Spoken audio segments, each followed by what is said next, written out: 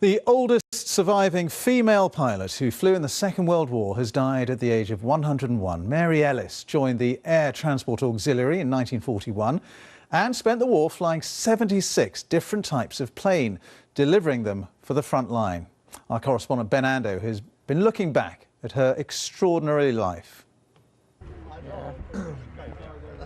Back in April, Mary Ellis was invited to Biggin Hill to celebrate the centenary of the RAF, an organisation she predated by 1 year, enjoying the flypast of a Hurricane and a pair of Spitfires.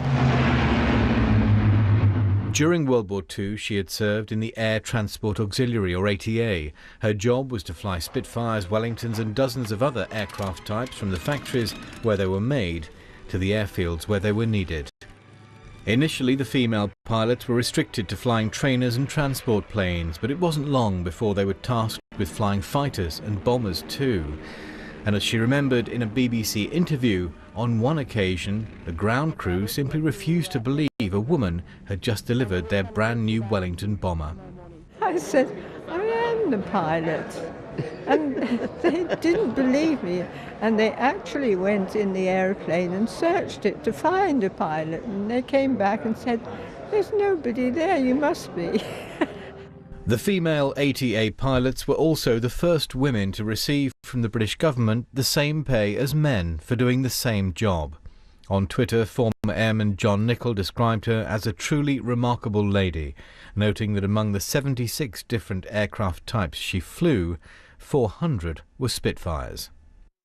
After the war was over, Mary lived in the Isle of Wight, where she managed Sandown Airport for 20 years.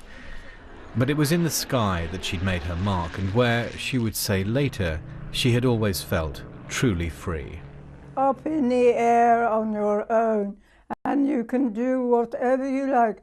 You know, I flew 400 Spitfires, and occasionally I would take one up and go and play with the clouds, which was so delightful and lovely. Oh, I can't tell you how wonderful it was. The remarkable life of Mary Ellis, who has died at the age of 101.